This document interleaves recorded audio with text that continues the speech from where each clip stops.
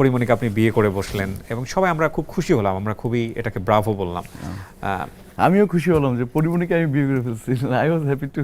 পরিমণিও নিজেও জানতো না যে আপনাকে সে বিয়ে করতে পারে। আমার কে জানতো এটা, কে কাকে বিয়ে করবে আগে থেকে কেউ জানে? আপনাদের সংসার কত বছর?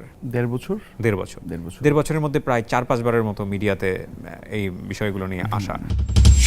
রাজ এবং পরীর বিচ্ছেদ হয়ে গেছে, এটা কতখানি সত্য? মানুষ যদি সন্দেহ করে, কাকে সন্দেহ করবে? আপনার ঘরের মানুষকেই সন্দেহ করতে পারে, কারণ আপনার প্রাইভেট জিনিস এক্সেস থাকলে তার থাকবে, এছাড়া তার অন্য কেউ করতে পারে সেটা। সাকিব প্যারাডাইমের মধ্যে আমরা আছি, সাকিব খান লম্বা সময় ধরে অনেকেই মনে করেন যে who's next after Shakib Khan, সেখানে আপনাকে অনেকেই চিন্তা করেন। তো সেই জায়গাটার কারণেই কি আপনার জায়গাটা অনেক বেশি সেকেন্ড হচ্ছে, লাইক কেউ আপনাকে উঠতে দিচ্ছে না, যেটা আপনি বারবার ইঙ্গিত করছেন?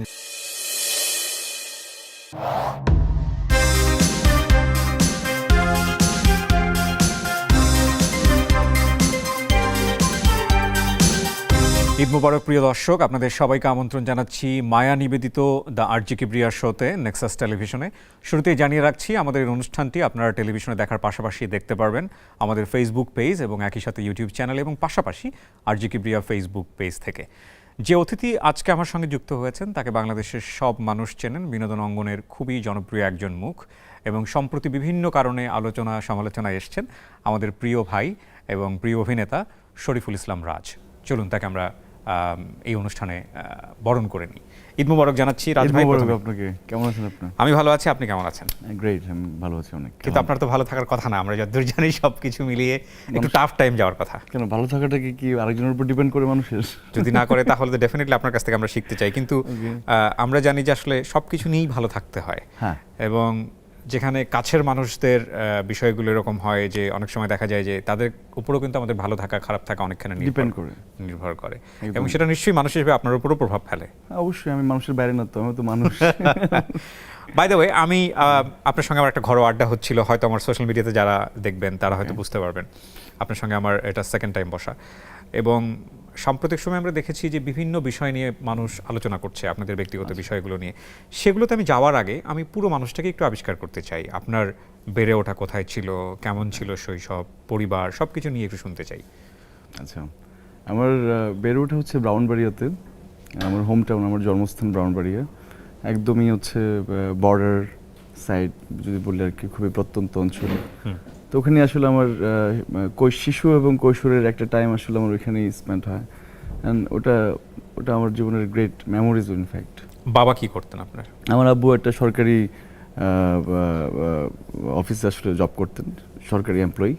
সো রিটায়ার হয়ে গেছেন বেশ কিছুদিন হলো, অ্যান্ড উনি এখন রিটায়ার, সিলেটে থাকেন। ওকে, এই আর কি। কয় ভাই বোন আপনারা? আমরা 2 ভাই 1 বোন। 2 ভাই। আপনি বড় সবার? আমি সবার বড়।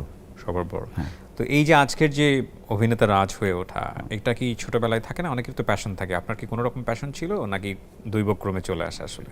না, এটা কোনো রকম কোনো ধরনের প্যাশন ছিল না, প্যাশনটা এখন গ্রো করছে বেসিক্যালি। আচ্ছা, আমি কখনো ওরকম করে ছোটবেলা থেকে জীবনে ভাবিও নি আসলে এটার সাথে আমার কোনো অ্যাটাচমেন্ট হবে। তাহলে অ্যাক্টিংয়ের শুরুটা কিভাবে হলো? শুরু হলো, আমি যেহেতু দীর্ঘ অনেকদিন ছিলাম মডেলিংয়ের সাথে ইনভলভ ছিলাম, তো অল অফ সাডেন আমাকে আসলে আবার শুরুটা হয় আসলে রেদন রনির হাত ধরে। চরকির যিনি দায়িত্বে সিইও, এখন সিইও। আচ্ছা। সো আসলে উনি তো তখন ফিল্ম মেকার ছিলেন, আর আমার মনে হয় যে আমরা যখন সিনেমা করতে আসি ওই টাইমে আসলে ওনারা as a young film maker হিসেবে আসলে ওই ইম্প্যাক্টটা আসলে মার্কেটে ছিল। সো আমার প্রথম আসলে শুরুটা হয় রেদন রনির হাত ধরে। সো যাত্রাটা তার হাত থেকে। সো উনি আপনাকে অফার করে বা সামথিং লাইক? হ্যাঁ, আমাকে অফিসে ডাকেন, অডিশন দেই, অডিশন দেওয়ার পর আমি জানতাম না আমি কি কাজে যাই ওই জায়গায়। ওকে। দেন 2-3 দিন যাওয়ার পরে আমাকে যখন আসলে একদিন বললো যে আমি একটা সিনেমা বানাচ্ছি, সিনেমাটার একটা ক্যারেক্টার আসলে তোমাকে নিয়ে করতে চাই, তুমি অনবোর্ড হও। তো আমার কাছে তো এটা আসলে আকাশে চাঁদ পাওয়ার মতো সমান। আপনি ওনার ছবিতে ফার্স্ট কাজ করলেন, এরপরে আপনার কাজটা কি হলো? এরপরে আসলে আমি খুবই বাজে টাইম ফেস করি আমার লাইফে। কেন? বাজে টাইম না, এটাকে বাজে টাইম বলবো না, আমি ডিফিকাল্ট টাইম বলি আমরা। ডিফিকাল্ট টাইম বলি এটাকে আমরা। ওই ডিফিকাল্ট টাইমটা আসলে আমাকে খুব ভালো জিনিস করার জন্য কি করছে ইনফ্যাক্ট। তো আমি সিনেমা করার পরে একটা সময় আমি আবারও গোল ফিক্স করতে পারলাম না, যে প্রথম সিনেমা করার পরেও যে আমি কি অ্যাক্টিংটা কন্টিনিউ করবো, আসলে ফিল্ম করলাম, তাহলে ফিল্ম করা উচিত নাকি আসলে নাটকে যাব, না ফিকশন করা উচিত। তো মানুষ এই জায়গায় যাদেরকে চিনতাম জানতাম, কেউ আসলে আমাকে বিভিন্নভাবে মোটিভেট করা ট্রাই করা শুরু করলো যে ফিল্ম করো, কে বললো যে না ফিকশন করো। তো আমি সবার সবকিছু শুনে দেন হচ্ছে সবকিছু বন্ধ করে মডেলিং ব্যাক করলাম। ফিল্মও করবো না, ফিকশনও করবো না। হ্যাঁ, সো আমি মডেলিংয়ে দেন হচ্ছে আমি আবারও টানা 1-2 বছর মডেলিং করলাম, আই হ্যাভ টু সার্ভাইভ না। হ্যাঁ, সেটাই। তো ওই জায়গা থেকে আমি আবার মডেলিং শুরু করলাম, আমি একটু ঠিকঠাক হলাম, দেন আমি একটা ফিল্মের সাথে ইনভলভ হই, যেটা হচ্ছে স্টার সিনেপ্লেক্সের একটা প্রোডাকশন নডরাই। নর্ডরাই, ওকে। হ্যাঁ, যেটার সিনেমাটা বানিয়েছেন হচ্ছে তানিম রহমান অংশু। হ্যাঁ, ওটা আমাকে আসলে একটা নতুন জার্নি গিফট করে আর কি, আবারও যে like okay. Into the zone, আবার একটা নতুন ফিল্মের সাথে ক্যারিয়ার স্টার্ট। দেন আমি ব্যাক টু ব্যাক আসলে আমার কাজগুলো হয়, ওকে। নররাই, পরাণ, হাওয়া, দামাল, রক্তচব, মানে এরপরে আসলে কন্টিনিউয়াসলি, তখন পর্যন্ত গোল ফিক্স ছিল না, বাট এরপর আফটার নররাই মেবি আমার গোল আমি ফিক্স করে ফেলছি যে না, সিনেমাতে কাজ হোয়াটএভার উইল করবো। হ্যাপেন, লাইক আচ্ছা আমি এই জায়গাতে সবচেয়ে টাইম এন্ড শ্রম দিতে চাই।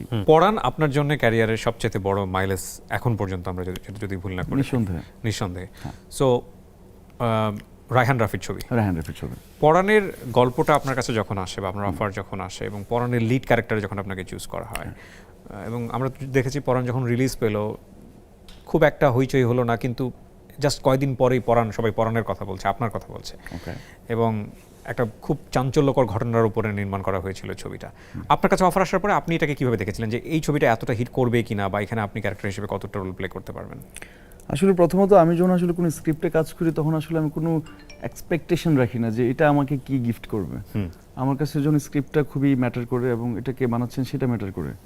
তো রাফি অলরেডি ওই টাইমটাতে খুব স্টাবলিশ, ততক্ষণ পর্যন্ত পুরামন্টু বানালো, এরা অলরেডি ও আসলে he is a good film maker, এটাকে আসলে স্টাবলিশ করার কিছু নেই। সো পরাণের পরে প্রথম যে স্টার ভাইবটা পাওয়া একবার আম জনতার কাছে, সেটাই তো ফার্স্ট আপনার কাছে আসলো। হ্যাঁ, একদমই তাই। যে সবকিছু মিলিয়ে খুব ভালো চলছিল, এবং আমরা দেখলাম যে রাজকে নিয়ে অন্য এক ধরনের সমালোচনা তৈরি হলো। সেটা হচ্ছে রাজ হুট করেই প্রায় 30 লক্ষ টাকার সম্মানী চেয়ে বসেছেন, এরকম একটা কথা মিডিয়াতে চাউর হলো।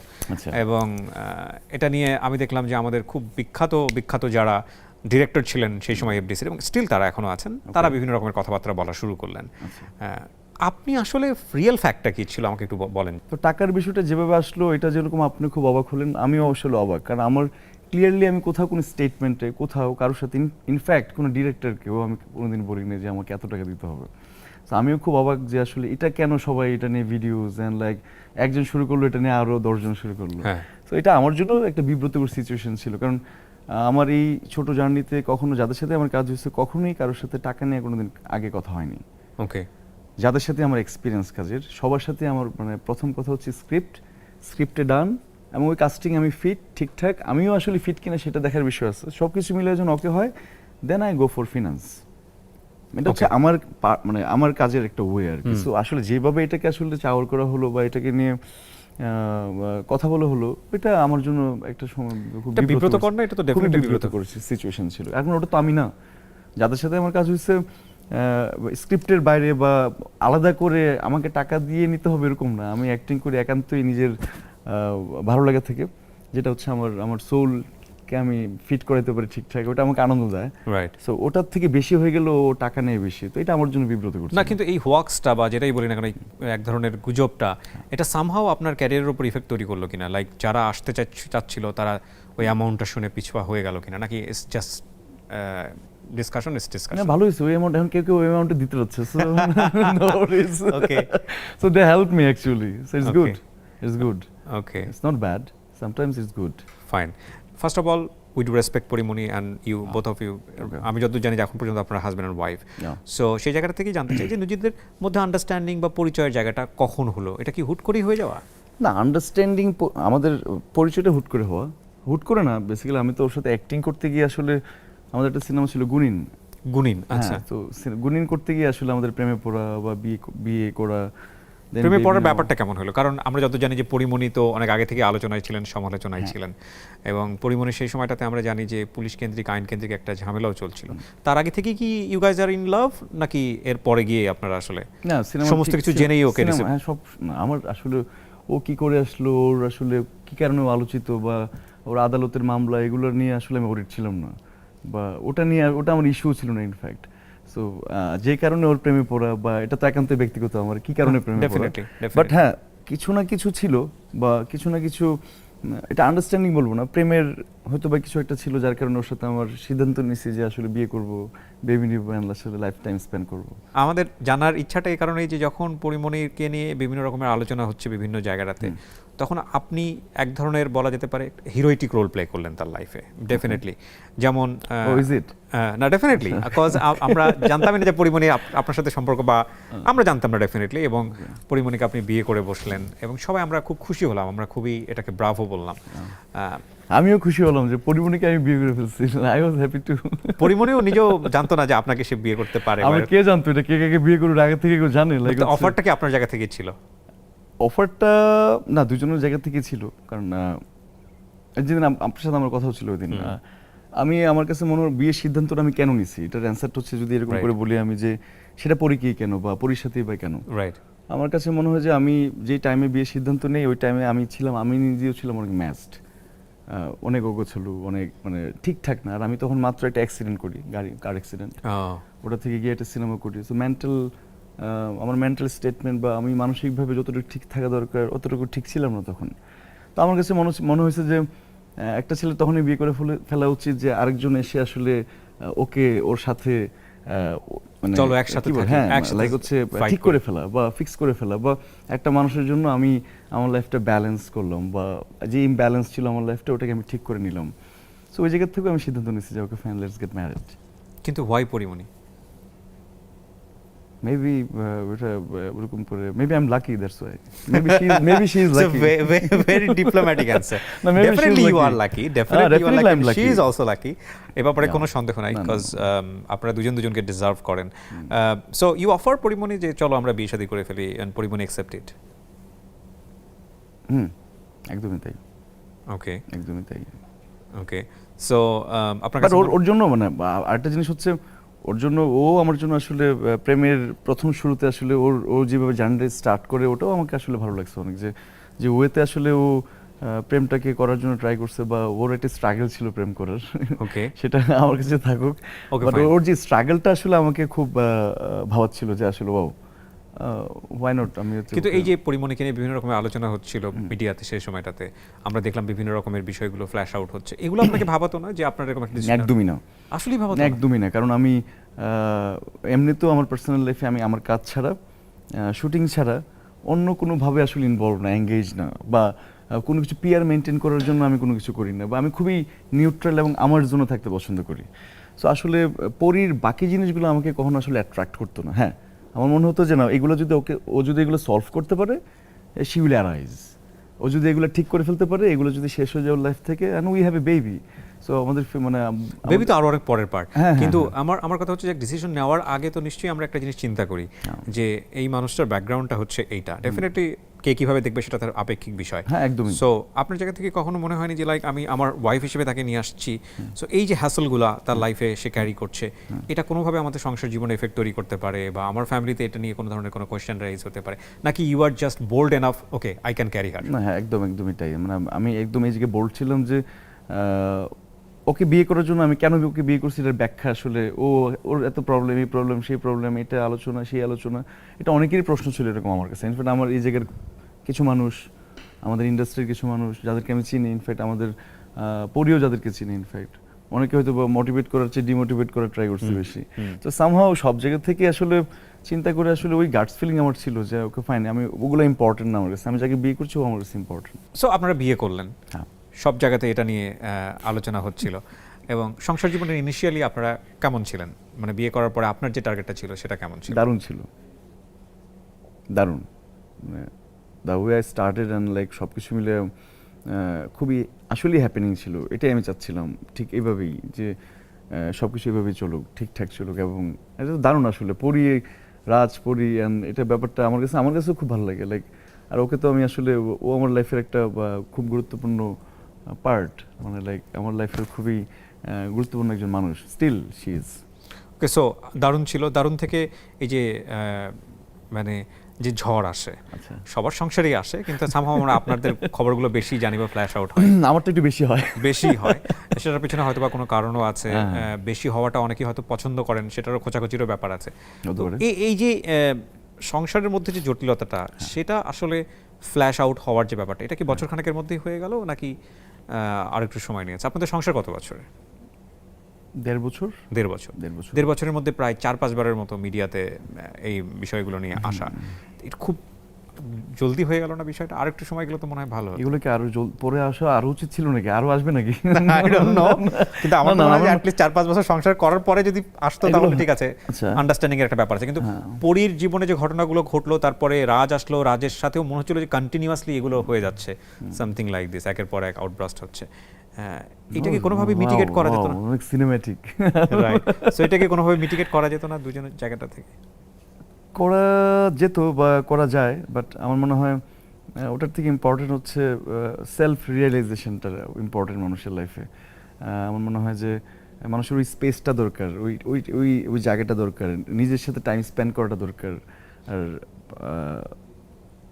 এটা ঠিক করা যায়, বাট এটা আমার মনে হয় এটার চেয়ে ইম্পর্টেন্ট হচ্ছে আমি যেভাবে আমাকে দেখি যে I need to be alone, I need to take care myself, and আমার কাজ করতে হবে, there is my baby, and ওর জন্য আসলে আমি অনেক কিছু করতে চাই। বেবিটা তো প্ল্যান বেবি ছিল আপনার? হ্যাঁ, ডেফিনেটলি প্ল্যান বেবি। ওকে, আমি যদি ভুল না করে থাকি, আমি প্রথম যেহেতু এখানে পরিমণি নেই, তারপরে আমাকে বলতে হবে যদি আমি কোনো কিছু ভুল করে থাকি। আই উইশ এখানে থাকতো, পাশে একটা সিট ছিল, হয়তো আসবেন ভবিষ্যতে।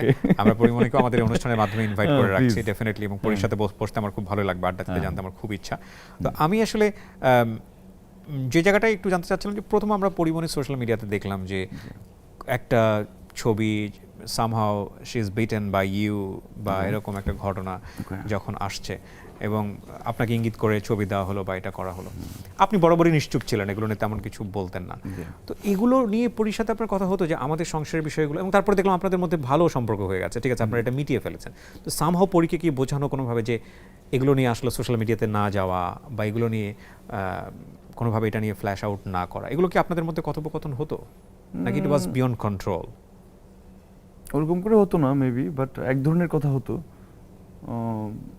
এক ধরনের কথা, বাট ওরকম করে মানে ডিটেইলি বা ডিপ টক হতো না যে এটা নিয়ে এরকম। বাট আমি কনসার্ন ছিলাম এটা নিয়ে প্রথম থেকে, যে লাইক আমার এমনিতেও খুব আমার লাইফে আমি খুব পার্সোনাল, খুব প্রাইভেট, আমি খুবই ওপেন মাইন্ডেড, বাট আমি আমার পার্সোনাল লাইফটা খুবই প্রাইভেট। এটা নিয়ে আমি আসলে খুব র্যান্ডমলি খুব যে ঘুরে ফেরাবো, কথা বলবো, এবং এটাকে আমি পাবলিশ করবো, ওরকম করে আমি পছন্দ করি না। ওকে, সো আপনি তার মানে বিষয়টা নিয়ে পরীক্ষা অবগত করেছিলেন যে না, তুমি আমাদের ব্যক্তিগত বিষয়গুলো সোশ্যাল মিডিয়াতে নিয়ে এসো না, বা ব্যাপারটা কিবরিয়া ভাই, ব্যাপারটা হচ্ছে প্রবলেম অ্যারাইজ হইতেই পারে, আর কনজুগাল লাইফে তো প্রবলেমটা হবেই, খুব স্বাভাবিক। মানে এটা আমি দেখে আসছি আমার সবাই মানে ছোট থেকে বড় হয়েছে, দেখছি তো আমি লাইফে, যেহেতু আমি যৌথ পরিবারও আমার আসলে থাকা হয়েছে, সিঙ্গেল পরিবারের সাথে আমার থাকা হয়েছে, সব কিছু মিলিয়ে। বাট আমার মনে হয় যে প্রবলেম হলে we can talk, we can sit, and একমাত্র প্রবলেমের সলভটা আমার কাছে আর আপনার কাছে। তো প্রবলেমের সলভটা কিন্তু থার্ড পার্টির কাছে না করে দেবেন, এবং কখনোই বরং প্রবলেমটা আরো বাড়বে। প্রবলেমটা কখনোই থার্ড পার্টি এসে করবে না, প্রবলেমের সলভ কখনো আসলে মানে কেউ এসে করে দিতে পারবে না। রাইট, সো আমার মনে হয় এটার প্রবলেম আমাদেরই সলভ করা উচিত ছিল, আমাদেরকে এইভাবে আসলে হয়তো বা আমারও হয়তো বা ওকে মেবি ওই সাপোর্টটা আমি করতে পারিনি। থার্ড পার্টি বেনিফিট নিয়ে আমরা কথা বলবো, এবং আমি আপনার এই মনোভাবটাকে অবশ্যই সাধুবাদ জানাই যে আপনি এই যে পরীর যে ব্যাপারটা আপনি আনছেন বারবার, যে আপনি আপনার নিজের ফ্লসগুলোই মনে করছেন যে ফাইন, এটা আমারই ফল্ট ছিল, ওকে হয়তো আমার এইভাবে হেল্পটা করা ছিল, এই মনোভাবটাকে আমি সাধুবাদ জানাই। এবং থার্ড পার্টি আসলে একটা সম্পর্কের ক্ষেত্রে কতটা ক্ষতি করে, বিশেষ করে আপনাদের কতটা করেছে, সেটা নিয়ে আমি ডেফিনেটলি কথা বলবো। তবে তার আগে আমাকে একটা ছোট্ট বিরতি নিতে হবে। দর্শক, আপনারা দেখছেন মায়া নিবেদিত the RG Kibria show Nexus টেলিভিশনে। ছোট্ট একটা বিরতির পর আমরা ঈদের আয়োজন নিয়ে আবারও ফিরছি।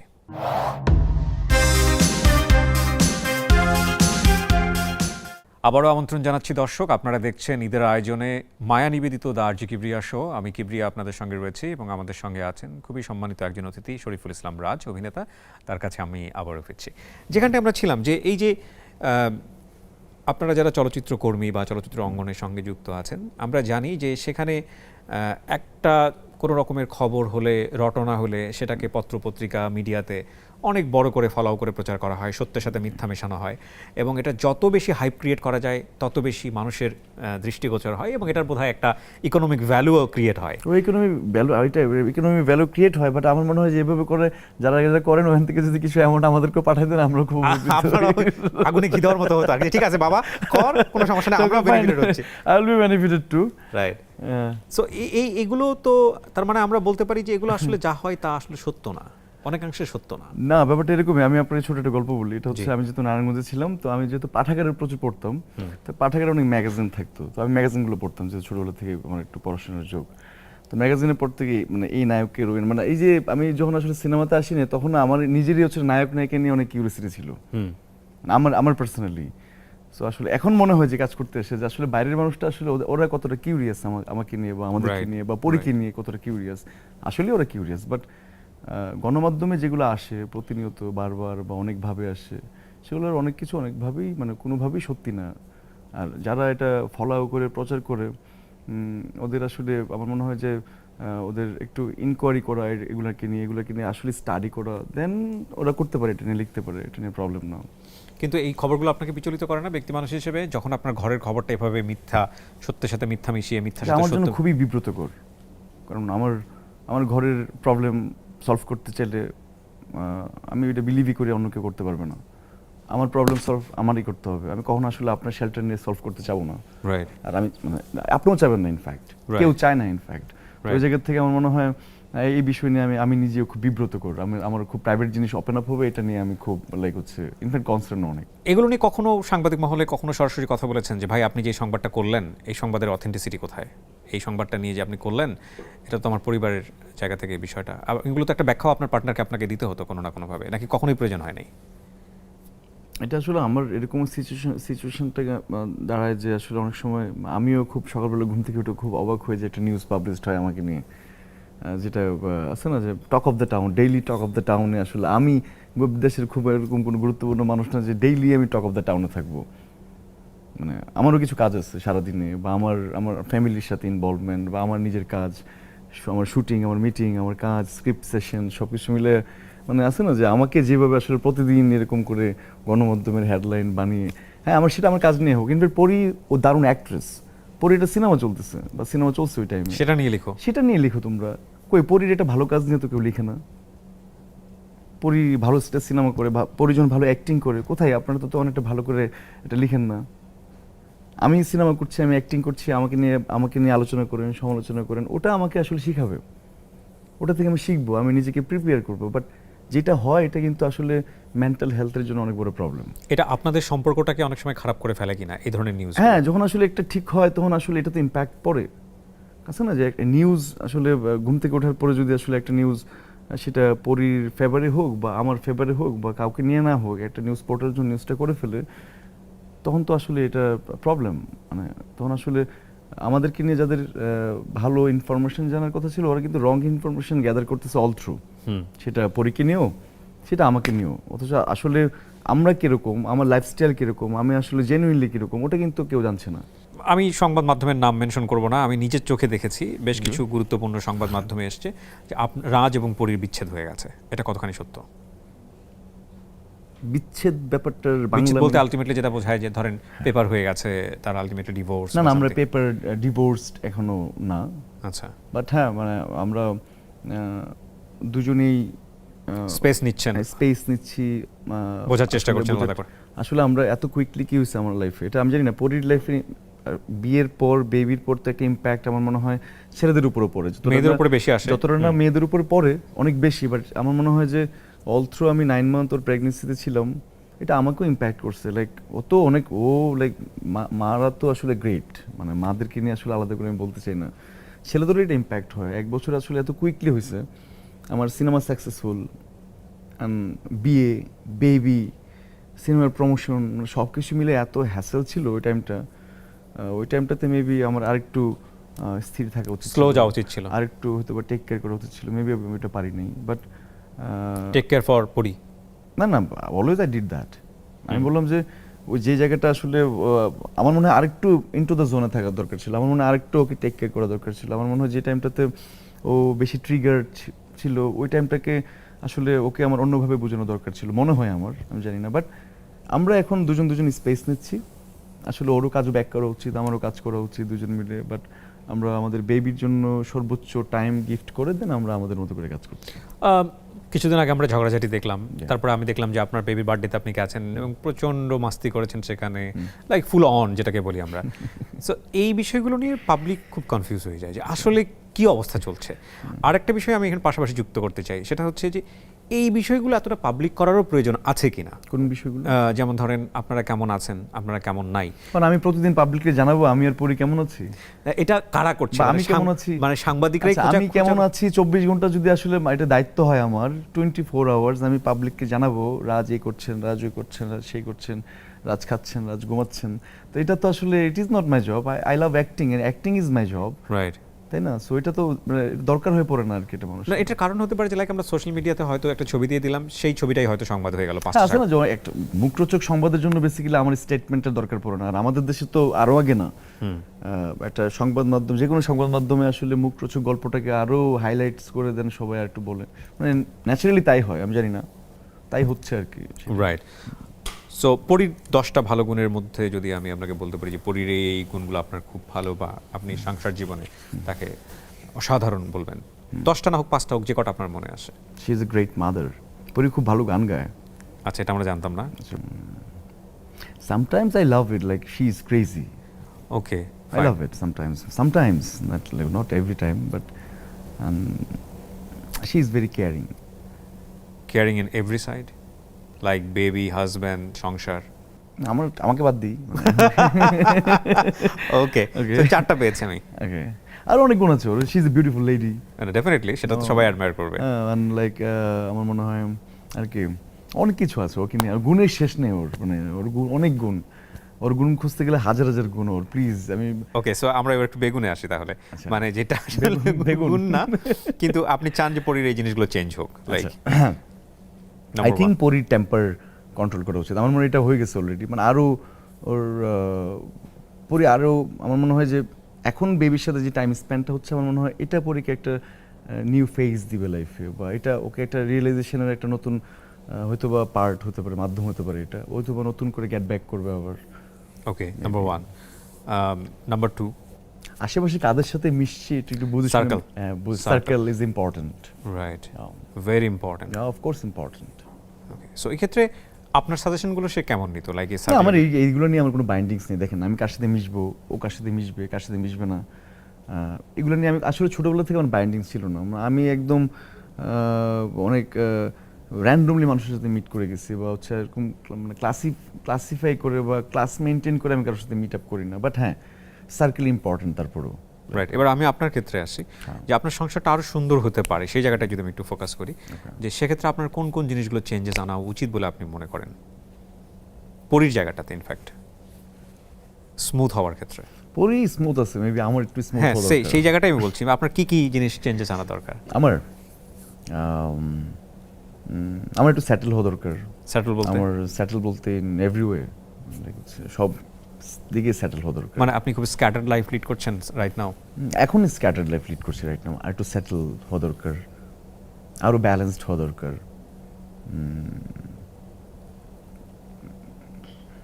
আর কি, মানে রাগটা কমায় ফেলা দরকার। আপনারও রাগ আছে, আমার রাগ দুজনেরই আছে। ওকে, ট্রাস্ট ইস্যুর জায়গাটায় আসি, কারণ রিসেন্টলি ট্রাস্ট ইস্যু নিয়ে আমরা দেখলাম সোশ্যাল মিডিয়াতে অনেক বড় ব্যাপার হয়েছে, এবং সেগুলো নিয়ে আপনি এক ধরনের বক্তব্য আপনার জায়গা থেকে আপনি দিয়েছেন। সেটা প্রথম আলোতে এসছে, কাউন্টার বক্তব্য পরিমণিরও এসছে। এই জায়গাগুলোতে এই রকম কিছু ব্যক্তিগত বিষয়গুলো সোশ্যাল মিডিয়াতে আসা, ভাইরাল হওয়া, আপনি কোনো লিগ্যাল স্টেপ নিয়েছেন এর পরে? প্রথম কথা হচ্ছে, এটা উচিত হয়েছে কি অনুচিত হচ্ছে সেই প্রসঙ্গে আমি যাবই না। ওকে, লিগ্যাল স্টেপ দেখেন, আমি কার বিরুদ্ধে লিগ্যাল স্টেপ নিব? না, এটা তো আসলে পুলিশ ফাইন্ড আউট করতে পারে যে এই ফ্ল্যাশ আউটগুলো কে করলো। সেটার জন্য যে টাইমে আসলে এত বললাম না, আমার সাথে যেটা হচ্ছে এগুলো খুব ফ্রিকুয়েন্টলি হয়, মানে এটার জন্য স্টেপ, হ্যাঁ আমি এক ধরনের স্টেপ নিয়ে রাখছিলাম যে আমি জানতে চাচ্ছিলাম বারবার এগুলোর সাথে আমার ফেসবুকের আইডিতে অ্যাক্সেস নিয়ে কেউ একটা কিছু করে ফেলবে, এটা তো আমার জন্য অ্যালার্মিং। এবং এই ভিডিওগুলো তো ব্যক্তিগত আপনার কাছেই থাকার কথা, হ্যাঁ আপনার কাছেই ছিল। একদমই তাই। তো এটা আমার জন্য অ্যালার্মিং, কারণ আমার খুবই প্রাইভেট কোনো কিছুর অ্যাক্সেস আসলে কারো অধিকারই নেই এটাকে অ্যাক্সেস নিয়ে আসলে ঢুকে এটাকে আপলোড দেওয়া। তো আইনগতভাবে অনেক বড় অপরাধ, মানে আমার মনে হয় সেটা, কারণ এটা আমার খুবই প্রাইভেট। এবং এটা নিয়ে মানুষ যদি সন্দেহ করে, কাকে সন্দেহ করবে? আপনার ঘরের মানুষকেই সন্দেহ করতে পারে, কারণ আপনার প্রাইভেট জিনিস অ্যাক্সেস থাকলে তার থাকবে, এছাড়া তো অন্য কেউ করতে পারে সেটা, পারে ডেফিনেটলি। বাট সন্দেহের জায়গা থেকে তো ডেফিনেটলি সেই প্রথম দিকে আসে, কারণ আমি বলছি না যে আপনি তাকে অ্যাকিউজ করছেন, বাট আমাদের অ্যাজিউমের জায়গা থেকে আমি বলছি। সো থাকলে তারই থাকবে, নইলে তো আপনার প্রাইভেট আইডি অন্য কারোর কাছে থাকার কথা না। না ওরকম করে থাকার কথা না, বাট এটার সাথে যে ও রিলেটেড, ও ইনভলভ, সেটাও আপনি বলতে চাচ্ছেন না? ওটা নিয়ে আসলে আমি কোনো কথাই বলতে পারছি না, কারণ বাট যেটা আমার সাথে হলো ওটা আমি ডিজার্ভ করি না। এই ভিডিওগুলো কত বছর আগের ভিডিও? আপনার বিয়ে হওয়ার অনেক আগে? 4-5 বছর আগে, যখন পরিমণের সাথে কোনো সম্পর্ক না ছিল আমি না? তখন পরিমণিকে হয়তো বা চিনি, স্ক্রিনে ফিল্ম স্টার ওই জায়গা থেকে চিনি। তাহলে এইগুলো কি এক ধরনের রিভেঞ্জ নেওয়ার জন্য করা হয়েছে?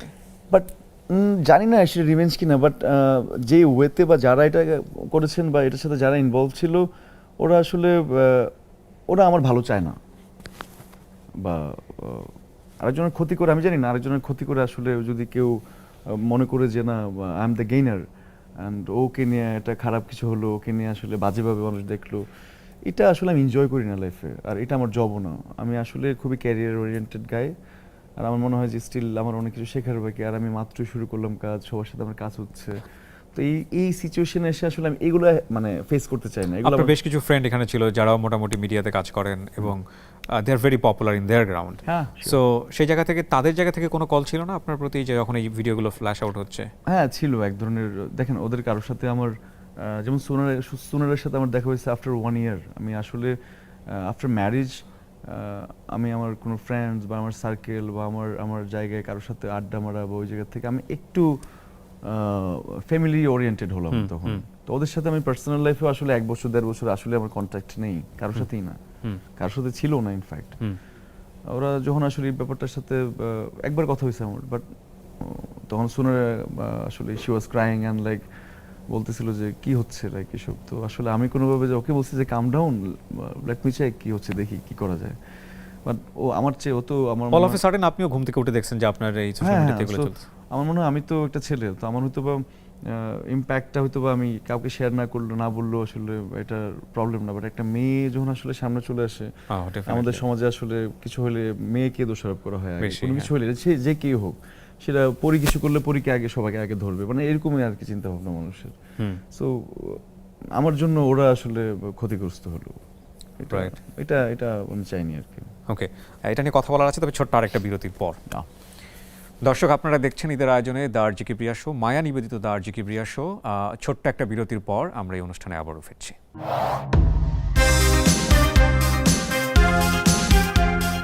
আরও একবার আমন্ত্রণ দর্শক, আপনারা দেখছেন নেক্সাস টেলিভিশনে মায়া নিবেদিত দ্য আরজেকে প্রিয়া শো। আমি কিবরিয়া আপনার সঙ্গে রয়েছে এবং আমাদের সঙ্গে আছেন চিত্রনায়ক শরীফুল ইসলাম রাজ। আমরা অনেকগুলো বিষয় নিয়ে কথা বলছি, সেখানে আপনার ফিলোসফিক্যাল থটগুলো আমরা একটু জানার চেষ্টা করছি, সংসারের ক্ষেত্রে বা কাজের ক্ষেত্রে, যেটাই বলি না কেন। অনেকেই বলেন, এটা অনেকেই মনে করেন, আমি জানি না আমার এই প্রশ্নটা করা উচিত হবে কিনা, সেটা হচ্ছে নেক্সট রাইজিং স্টার বলতে আমরা যেটা বুঝি আমাদের ফিল্ম ইন্ডাস্ট্রিতে, জায়গাটা খুব ছোট, এবং আমরা দেখি যে এক ধরনের শাকিব প্যারাডাইমের মধ্যে আমরা আছি, শাকিব খান লম্বা সময় ধরে। অনেকেই মনে করেন যে who's next after Shakib Khan, সেখানে আপনাকে অনেকেই চিন্তা করেন। তো সেই জায়গাটার কারণেই কি আপনার জায়গাটা অনেক বেশি সেকেন্ড হচ্ছে, লাইক কেউ আপনাকে উঠতে দিচ্ছে না, যেটা আপনি বারবার ইঙ্গিত করছেন, কেউ একজন বা কারা থাকে তো এক ধরনের স্টারডম, যে সামহাউ যারা গ্রো করবে তাদেরকে নষ্ট করে দেয়া। ওকে, তাহলে এটা আমি বুঝি না, মানে যদি এরকম হয়েও থাকে, মানে এই প্রসেসটা বা এই পার্টটা আমি পুরোটাই বুঝি না, বা এটা আমি বুঝতেও চাই না। আর যার কথা বললেন, নিঃসন্দেহে উনি আমাদের দেশের আসলে অনেক বড় স্টার, অনেক বড় স্টার, ফিল্ম স্টার। আমার মনে হয় ওনার মতো ফিল্ম স্টার আমাদের দেশে নেই, আসলেই নেই। বাট যে আপনি একটু আগে বলতেছিলেন পরাণের কথা, যে ওই সময় আসলে সবাই চুপচাপ ছিল, দেন পরাণ বোম করলো, অ্যারাইজ করলো। আসলে এটা হয়েছে যখন আমার ঈদের সময় খুব গুরুত্বপূর্ণ টাইমে সিনেমা রিলিজ পাওয়া, এটা আমার জন্য বড় ব্যাপার। আমি লাকি যে আসলে ওই টাইমে সিনেমা রিলিজ হয়। বাট আসলে এই সিনেমাটা যখন চলে, আমি আসলে 2 সপ্তাহ আসলে, এরকম তো অনেক মানুষ ছিলেন এই সিনেমা নিয়ে কেউ কথা বলেন নাই, এই সিনেমাটাকে নিয়ে প্রথম দিকে কেউ আগে আসেন নাই, কেউ কথা বলেন নাই, কেউ লেখালেখি করেন নাই। হ্যাঁ, সিনেমাটা যখন মানুষ দেখা শুরু করলো, তখন সবাই আসছে, জিজ্ঞেস করলো, কথা বললো। বাট আমার বললাম যে আমরা আসলে ভালোটাকে ভালো বলি, ভালোটাকে প্রমোট করি। আমরা সবাই তো সবার, সবাই জায়গায় আসলে আমরা তো কেউ কারো এনিমি না। আমরা যখন আসলে সবাই সবাইকে সাপোর্ট করবো, সবাই সবাইকে আসলে আপলিফট করবো, এমন না যে টেনে ধরবো, এরকম না, লাইক সবাইকে স্পেস দেওয়া, সবাইকে হেল্প করেন, সবাইকে আসলে ওই কাজের জায়গাটা গিফট করা, তখন আসলে আমিও আসলে খুব এনার্জেটিক থাকবো তখন ওই কাজ করতে। রাইট, আমারও সেটাই মনে হয়। পরিমণি না রাজ, কে বেশি পপুলার? ডেফিনেটলি পরিমণি, নিঃসন্দেহে। সো সো এটা এটা পরিমাণে জানে যে আপনি ওকে ওইভাবে অ্যাডমায়ার করেন বা ওইভাবে আপনি ওকে রেসপেক্টও করেন ওর কাজের জায়গাটিতে। অফকোর্স করি, মানে এটা এটা এটা তো না করার কোনো অবকাশই নেই। সো পরিমণি যে বেবি নিয়ে নিল বা লম্বা সময় ধরে কাজের বাইরে আছে, এটা সামহাও তাকে ফ্রাস্ট্রেটেড করে কিনা বা এই জায়গাটায় আপনার কোনো কোঅপারেশন থাকে কিনা তার প্রতি?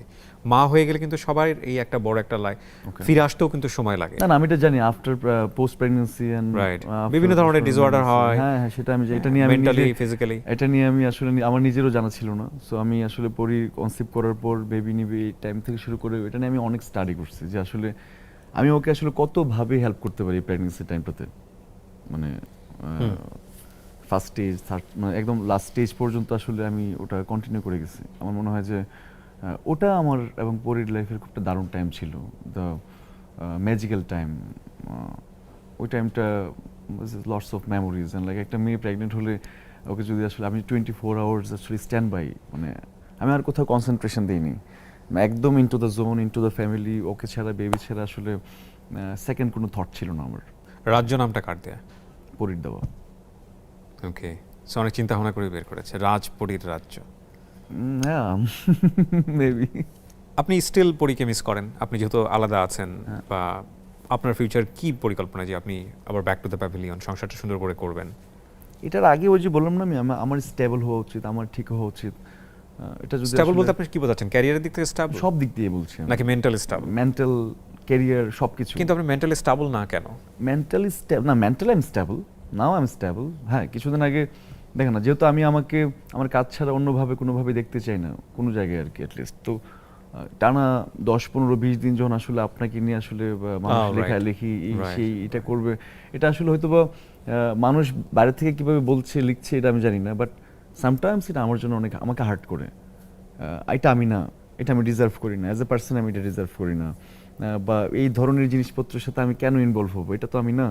আর বিয়ে করেছি, বেবি আছে, অ্যান্ড পরীর মতো বিউটিফুল মেয়ে থাকতে তো I don't need any other women. তো সব কিছু মিলে আমার মনে হয়েছে যে না, যে জিনিসগুলো হয়ে গেল এগুলোর সলিউশন একটা যে নিজেকে টাইম দেওয়া। কিন্তু পরী কি এটা বুঝে আপনি যে কথাগুলো বলছেন? মেবি আপনার জায়গা থেকে কি মনে হয়? পরী তো এখানে নাই, পরীকে প্রশ্ন না না, করতে। মেবি বুঝে, আবার মনে হয় বুঝে না। বোঝানো কিন্তু খুব টাফ। হ্যাঁ, বোঝানো টাফ, কারণ টাফ। মিডিয়াতে যেটা আসছে সেখানে যদি রং ইনফরমেশন থাকে এবং ঘরের মানুষ যদি সেটাকে সত্য মনে করে নেয়, সেটাকে অনেক টাফ, তাই না? তখন তো অনেক টাফ। তখন আপনি হাউ ক্যান ইউ এক্সপ্লেইন? এবং আমার মনে হয় এখানে সাংবাদিকটা সাকসেসফুল, যে সত্যি যদি চায় সংসারটা ভাঙতে, ডেফিনেট এক কলমের একটা লাইন যোগ করে দেওয়া, একটা ঘষা শেষ, মানে আর কিছু প্রয়োজন হয় না আসলে। ওনারা ইম্প্যাক্টটা কি টের পান যারা লেখেন? তাদেরকে সামহাও কি আপনারা বুঝাতে পারেন কখনো গিয়ে যে আপনি কত বড় ক্ষতি করছেন আমার সংসারের, বা কি হলো আলটিমেটলি? কখনো কি বোঝানোর সুযোগ থাকে, নাকি ওনারা জাস্ট লিখেই পার পেয়ে যায় আসলে? ওনারা লিখেন। আমি এমন শুনেছি যে লেখাতে আমি with do respect all journalist, মানে আমি কাউকে ছোট করে বলছি না, কারণ ওরা আমি যাদেরকে চিনি বা এই পর্যন্ত যাদের সাথে আমার সখ্যতা বা চলাফেরা উঠা বসা, ওরা আমাকে আসলে চিনেন। বাট আমার মনে হয় যে এটার ক্ষেত্রে ওরা একটু কনসার্ন হওয়া উচিত ছিল, একটু নিজেদের। সবাই সবারই চিনে, ওরা পরীর খুব ভালো ফ্রেন্ড, খুব কাছের ফ্রেন্ড, যারা ড্রয়িং রুমে বসে আড্ডা মারেন, তাই না? তো ওরা আমার ড্রয়িং রুমে আড্ডা মেরে পরের দিন রাতের বেলা গিয়ে এই ধরনের সংবাদ লিখে কিভাবে? ওরা তো সবাইকে চিনি আমরা এই জায়গায়, রাইট। সো আমার সবচেয়ে কাছের মানুষ বা আমার সাথে যারা আড্ডা মারছে বা যাদের সাথে আমি মিট আপ করছি, ওরা পরের দিন গিয়ে আসলে এমন একটা জিনিস করতে পারে না যেটা হচ্ছে আমার ফ্যামিলিতে ইম্প্যাক্ট পড়বে। ব্যাপারটা শুধু পরি বেবি আমি না, আমার প্যারেন্টস আছে ওই জায়গায়, আমার ছোট বোন, ছোট ভাই, অথবা আমার যে চাচা মামা আছে না, যে এই ইম্প্যাক্টটা কিন্তু সরাসরি শুধু আমার উপর পড়ছে না, এই ইম্প্যাক্টটা কিন্তু আমার ফ্যামিলিতে পড়তেছে। সো আসলে এগুলো নিয়ে একটু কনসার্ন হওয়া উচিত। আসলে জাস্টিফাই করে আসলে যেটা লেখা উচিত এটা লিখেন, যেটা লেখা উচিত না ওটা লেখা দরকার নেই, তো ওটা তো আসলে ক্ষতিকর। আপনি যদি আরও ফ্ল্যাশব্যাকে চলে যান, হ্যাঁ। একটা নিম্ন মধ্যবিত্ত পরিবারে আপনি জন্মগ্রহণ করেছেন, ইকোনমিক স্ট্রাগল আপনার ফেস করতে হয়েছে, এই যে স্টারডমে এখন আছেন সেটা কখনো চিন্তাও করেন নাই, বর্তমান যে স্টারডমে আছেন। এরপরে পরিমণিকে বিয়ে করবেন এটাও চিন্তার বাইরে ছিল definitely, plus point, bonus. Right. So এই যে প্রথম যে ধাক্কাটা আসলো, বিয়ে করার পরে এক ধরনের ক্যাওয়াস তৈরি হওয়া এবং এটা নিয়ে আলোচনা সমালোচনা তৈরি হওয়া, ভাল লাগে আসলে?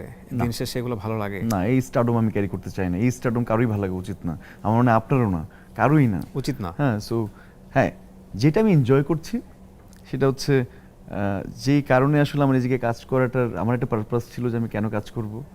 ওই যে বললাম না, আমি সোলকে ফিট করে, মানে আমার মনে হচ্ছে যে আমার সোল এই জায়গায় ঠিকঠাক। আমি একটা ভালো সিনেমা করলে, ভালো একটা স্ক্রিপ্ট পাইলে, একটা ভালো ক্যারেক্টার পেলে আমার খুব আরাম লাগে। আর সব কিছু মিলে এটাই আমার কাজ।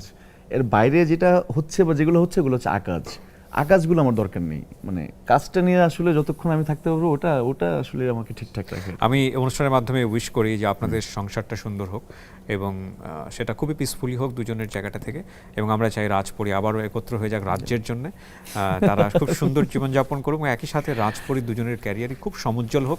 আর আমাদের যারা সাংবাদিক ভাই বোনেরা আছে তারাও আপনাদের ফ্যামিলিটাকে ফোকাস করে কনস্ট্রাকটিভ লেখা লিখুক। আমি অনেক বেশি ধন্যবাদ জানাই রাজ, আপনি আমাদেরকে সময় দিয়েছেন সেটা। Thank you very much and Eid Mubarak again. Eid Mubarak. দর্শক, আমরা শেষ করছি মায়া নিবেদিত দ্য আরজে কিবরিয়া শোর আজকের এপিসোড। অবশ্যই ধন্যবাদ জানাই যারা তখন আমাদের সঙ্গে ছিলেন, এবং শেষবেলায় এসে মনে করিয়ে দিচ্ছি এই অনুষ্ঠানটি আপনারা দেখতে পাবেন আমাদের ফেসবুক পেজে এবং একই সাথে ইউটিউব চ্যানেলে, এবং পাশাপাশি আরজে কিবরিয়ার ফেসবুক পেজ থেকে। অনেক ভালো থাকুন। আজকের মতো এ পর্যন্তই। ঈদ মোবারক।